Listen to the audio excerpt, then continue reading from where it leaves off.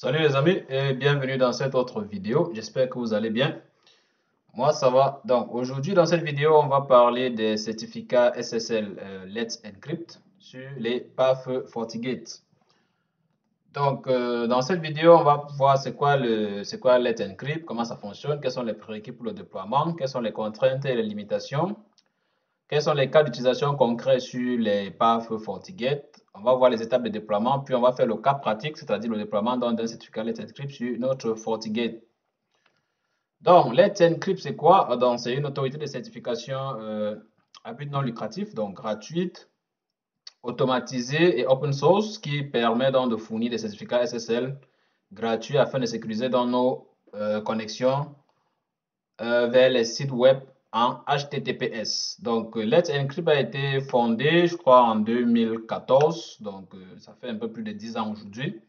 Donc, il a délivré déjà plus d'un milliard de certificats SSL, parmi lesquels il y a encore 200 millions qui sont actuellement actifs sur des sites sur la toile. Donc, les avantages, c'est quoi? Comme on a dit, c'est libre et open source. Voilà. Donc, un processus automatisé, notamment sur le FortiGate, vous avez la possibilité d'automatiser la tâche de création d'un certificat Let's Encrypt. Donc, c'est en quelques clics, malgré qu'il y a les prérequis qu'il faut d'abord respecter au préalable. Ensuite, comme on a dit, sécurité renforcée, donc il va permettre de sécuriser l'accès HTTPS, l'accès administratif HTTPS, mais il permet également de sécuriser d'autres services comme par exemple les VPN, le trafic DNS, ainsi de suite, on verra ça dans la pratique. Et donc, aussi pour la validation du domaine, donc avec votre certificat Let's Encrypt, vous aurez donc la possibilité, par exemple, de certifier à Let's Encrypt que vous êtes le propriétaire de votre domaine. Voilà. Et aussi, comme on a dit, en dernier lieu, il y a par exemple le support étendu. Donc, après avoir été sur le marché pour près plus de 10 ans actuellement, étant un produit open source, donc en termes de documentation, en termes de support, il y a tellement d'informations disponibles sur la toile concernant donc les certificats Let's Encrypt. Donc, quels sont donc les prérequis? Par exemple, pour si vous voulez faire générer un certificat Let's Encrypt pour votre équipement, votre PAF FortiGate, alors le minimum en termes de micro-logiciels, c'est que vous devez être au moins sur la version 7.0 de FortiGate. Donc, si vous êtes sur une version antérieure, c'est-à-dire 6 et antérieure, vous ne pourriez donc pas utiliser, donc générer un certificat Let's Encrypt. Vous devez également avoir une adresse IP publique, cela va de soi, et donc avoir un nom de domaine qui est donc publiquement identifiable, c'est-à-dire que votre FortiGate doit pouvoir être publiquement identifiable sur la toile. Donc, vous pouvez faire cette identification, soit vous disposez d'un nom de domaine, par exemple nom de domaine d'entreprise.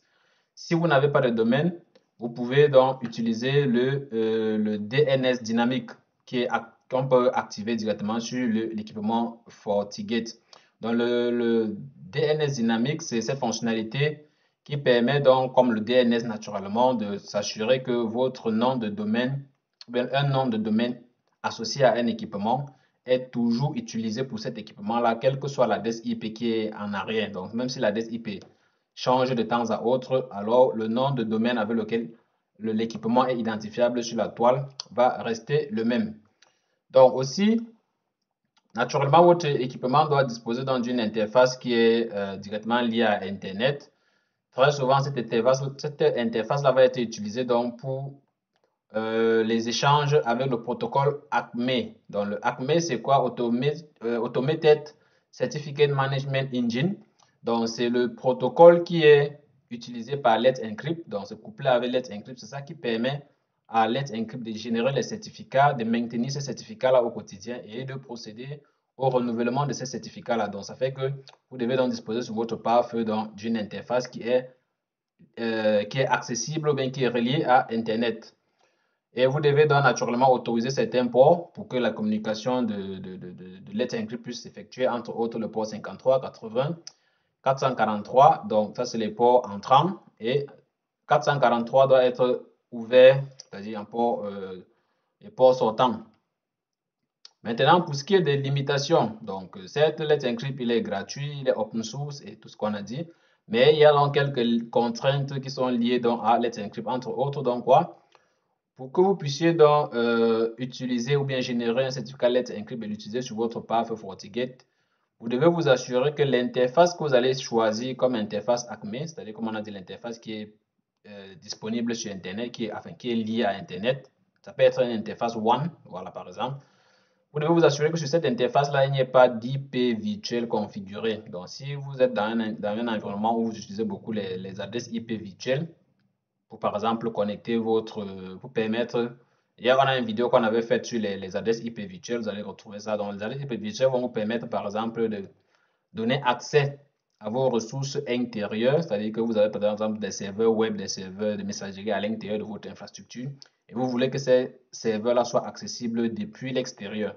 Donc, les adresses IP virtuelles permettent donc de faire cela. Entre autres, comme on a dit, les serveurs, vous pouvez avoir par exemple des caméras, tout ce qui est accessible de l'extérieur à partir d'une ressource qui est intérieure chez vous.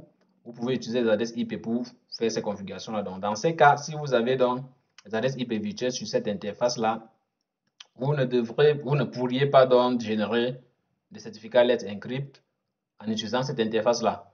Également, il ne faut pas qu'il y ait des redirections de ports configurés. Voilà, ça aussi, voilà, pour ce qui concerne l'interface publique que vous devez utiliser pour le protocole ACME. Ça veut dire que si vous avez supposons deux ports WAN qui sont connectés à Internet, alors assurez-vous que l'interface que vous utilisez sera donc celle qui n'a pas l'une des deux configurations ou bien des paramètres qu'on vient de décrire.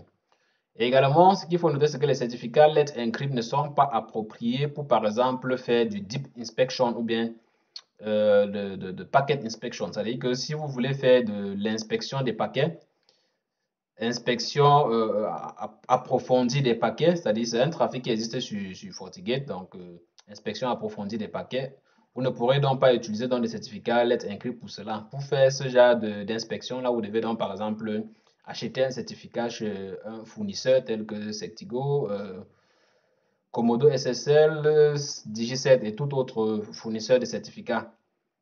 Aussi, sur les certificats, sur Let's Encrypt, vous ne pourrez pas, par exemple, générer des certificats multisites. Ça veut dire, par exemple, que vous ne pourrez pas générer des certificats étoiles. Les certificats étoiles, c'est des certificats que vous pouvez utiliser sur plusieurs ressources en interne. Ça veut dire que si vous générez, par exemple, vous avez sur les fournisseurs de certificats la possibilité d'acheter un certificat étoile, c'est-à-dire étoile.votrenomdedomaine.com. Avec ce type de certificat, vous pouvez l'installer sur toute ressource qui est sur votre infrastructure. Ça veut dire, par exemple, vous pouvez installer ça sur serverweb.exemple.com, vpn.exemple.com, siteweb.exemple, tout ce qui précède votre nom de domaine, vous pourrez installer dans ce type de certificat là-dessus. Mais avec Let's Encrypt, vous ne pourrez pas donc créer ce genre de certificat. Let's Encrypt permet de créer uniquement des certificats spécifiques à un nom. Voilà. Donc, vous pouvez créer seulement un certificat pour vpn.exemple.com. Ainsi de suite pour toutes les autres ressources de votre infrastructure. Aussi, la période de validité d'un certificat Let's Encrypt est de 90 jours, puis renouvelable, ce qui fait que votre certificat, contrairement au certificat que vous achetez par exemple chez un fournisseur, vous pouvez acheter un certificat qui est valide 1 an, 2 ans, 5 ans. Let's Encrypt est limité dans 90 jours. Donc, à chaque 90 jours, il va falloir refaire ou bien il va falloir renouveler votre certificat. C'est ça aussi les limitations. Aussi, l'autre point, c'est quoi? Les ports 80 et 443 doivent toujours être ouverts sur votre pare-feu. Ça, c'est une grosse limite en termes de sécurité parce qu'on sait naturellement que c'est des ports qu'on n'aimerait pas que ce soit ouvert sur les pare-feux parce que c'est des ports par défaut. Cependant, le protocole ACME, ses communications passent toujours via ce port-ci, 80 et 443. Ce qui fait que si vous voulez créer des certificats Let's Encrypt et permettre au protocole ACME de les maintenir au quotidien et de pouvoir faire les mises à jour et le renouvellement, vous êtes obligé donc de laisser ces ports-ci 80 et 443 toujours ouverts sur votre pare-feu. Voilà. ACME, comme on a dit, qui est le protocole qui est couplé à Let's Encrypt, a aussi des quotas. Ça veut dire par exemple, le protocole ACME va permettre à Let's Encrypt de pouvoir générer juste 50 certificats par nom de domaine enregistré. Bon, ça, c'est une limitation pour des personnes qui ont de très grandes infrastructures et qui ont besoin de créer plus de 50 certificats pour leur nom de domaine. Sinon, si vous avez juste vous avez quelques ressources dans votre dans votre domaine, vous pourrez donc gérer tranquillement vos certificats. 50, je crois que 50, normalement, c'est beaucoup. Voilà. Donc aussi en termes de niveau de validation, comme on a dit au début, Let's Encrypt va vous permettre donc de pouvoir créer un certificat qui valide votre nom de domaine. Mais ça se limite uniquement au certificat qui valide le nom de domaine. Si vous voulez, quand il dit valider le nom de domaine, ça veut dire que si vous êtes une entreprise dont le nom est par exemple exemple.com, donc avec Let's Encrypt, vous allez pouvoir prouver à Let's Encrypt par exemple que vous êtes propriétaire du nom de domaine Let's Encrypt, du nom de domaine exemple.com.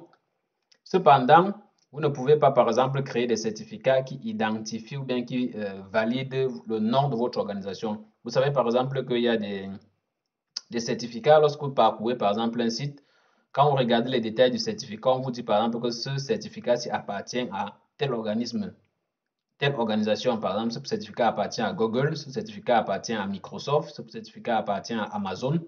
Ça, c'est les validations côté organisationnel.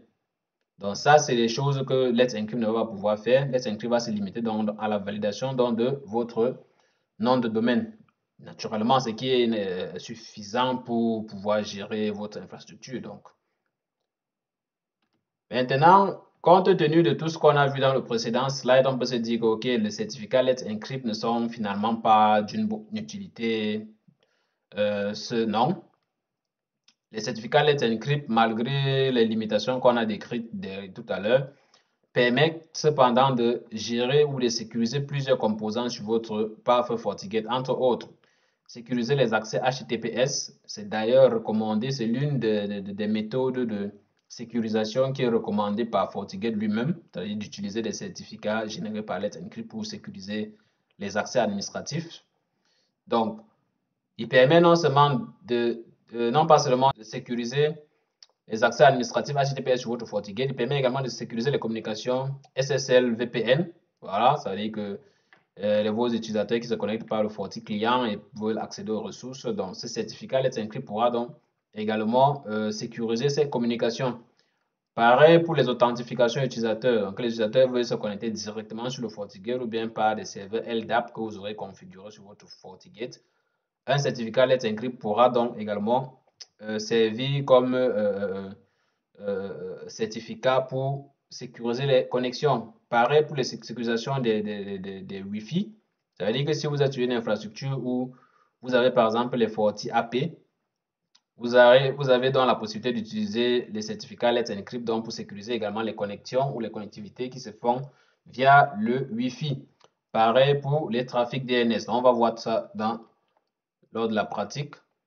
Donc, quelles sont donc les étapes de déploiement donc, pour votre certificat Let's Encrypt? Donc, comme on a dit, vous devez vérifier par exemple que votre FortiGate communique par exemple avec les serveurs FortiGate naturellement.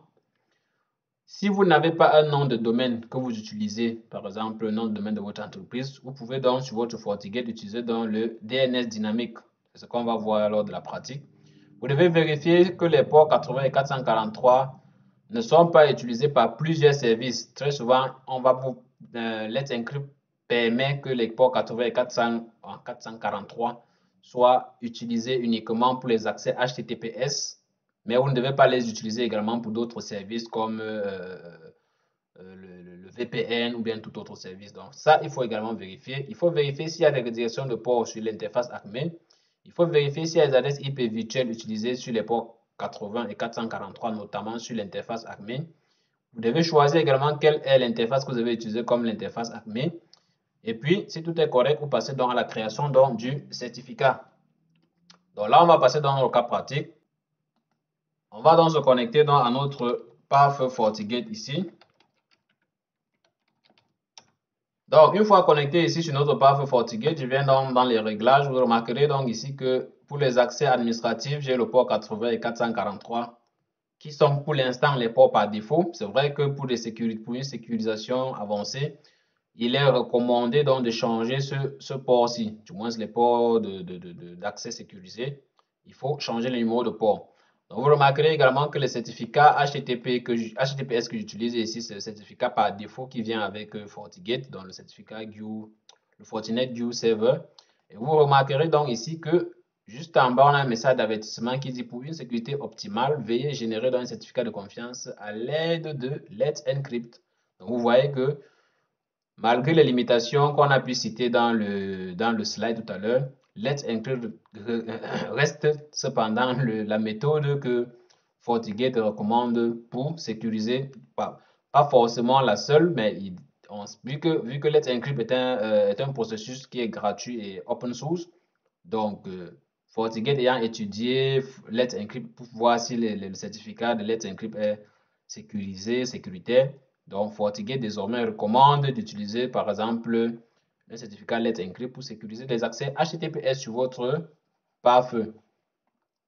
Donc, ce qu'on va faire donc ici, c'est on va faire les vérifications comme je disais tout à l'heure. Donc, entre autres, on va vérifier déjà ici au niveau de réseau. On va aller sur paramètres DNS.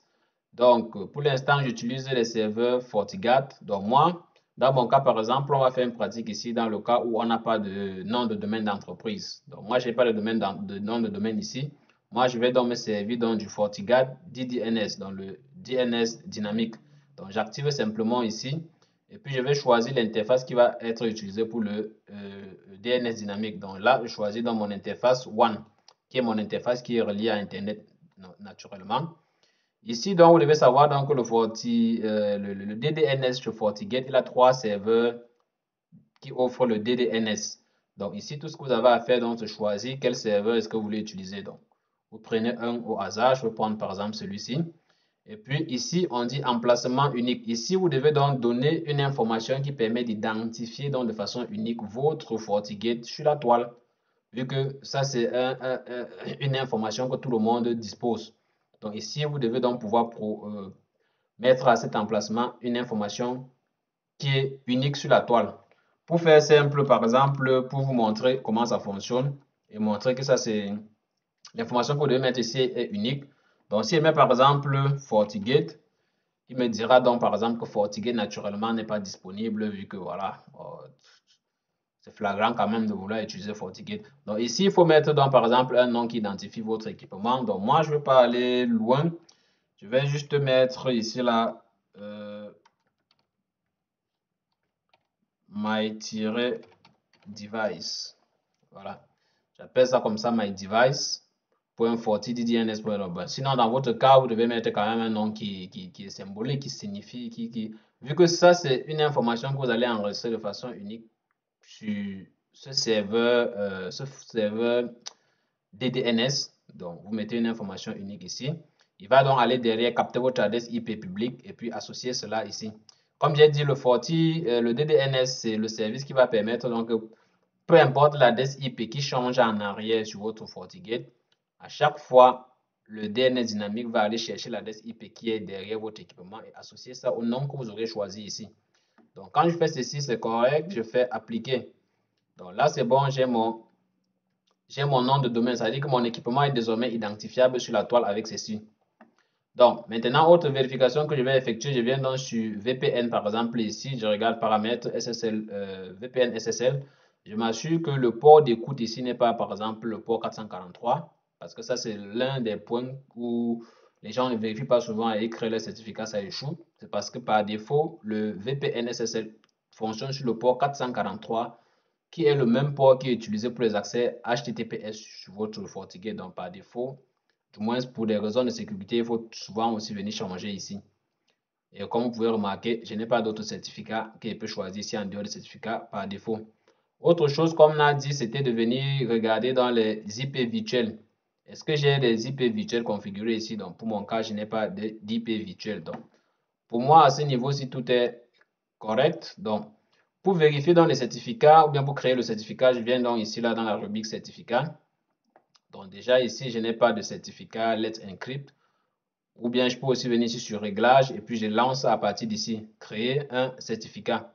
Donc je peux passer par ici, créer un certificat. Ici, j'ai dit utiliser Let's Encrypt. Je clique ici. Et vous remarquerez donc ici, on me donne par défaut, il va renseigner l'information pour le nom de domaine. Donc il va prendre l'information correspondant donc à ce que j'ai créé dans le DNS dynamique. Donc il remplit ça ici là automatiquement. Donc, tout ce qui me reste à faire ici, c'est donner un nom à mon certificat. Je vais l'appeler Let's Encrypt set. Et puis ici, il faut donner une adresse email. Donc, l'adresse email que vous fournissez ici, c'est là où Let's Encrypt va généralement vous envoyer des informations liées à votre certificat. Par exemple, s'il y a une erreur sur le certificat, par exemple, si la date d'expiration du certificat approche et qu'il faut renouveler. Donc, tout ce qui est information va vous être envoyé sur cette adresse mail.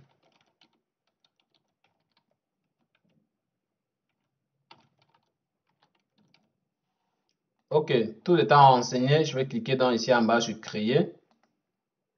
Voilà, autre chose qu'on a oublié de faire, par exemple, c'était de venir ici sur de renseigner l'interface Acme. Comme on a dit, c'était parmi les prérequis. Donc, si vous regardez un peu plus bas ici, sur la gauche, vous verrez ici que interface Acme, ici en bas, on aurait pu faire cela lorsqu'on était sur réglage ici. Interface Acme, on aurait pu renseigner l'interface. Donc, c'est la même interface, ou bien c'est la même opération qu'on va faire ici. Donc, ce qu'on fait, c'est que on clique sur plus et puis on va dire que notre interface Acme, c'est-à-dire l'interface qui est reliée à Internet, c'est cette interface One. Je sélectionne l'interface One et puis ici, je vais faire OK. Et puis là, la création du certificat est en cours d'exécution. Donc après, généralement 30 secondes, voilà, comme je disais, le certificat est créé. Et donc là, le certificat est créé. Soit vous pouvez télécharger ici, vous pouvez voir les détails du certificat, ou bien vous pouvez simplement faire OK ici. Et puis revenir ici sur le menu certificat et puis on va chercher ici la Let's Encrypt. Le voici. Donc je peux double-cliquer sur mon certificat Let's Encrypt. Donc ici j'ai le nom du certificat, j'ai le nom commun qui est le nom des DNS que j'ai créé tout à l'heure. Organisation qui gère le certificat, l'émetteur c'est Let's Encrypt. À la date de validité du 19-20-25 au 9-12-20-25, donc 90 jours comme on a dit tout à l'heure. Donc, le certificat étant créé, je peux à présent l'associer à des endroits spécifiques sur mon pare-feu. Donc, comme je disais tout à l'heure, je peux venir dans réglage ici. Je vais commencer par l'associer par exemple ici. Donc, vous voyez désormais, je peux sélectionner mon certificat Let's Encrypt. Voilà, quand je fais ça et puis je fais appliquer, c'est bon. Je n'ai plus de message d'erreur ici concernant le certificat SSL.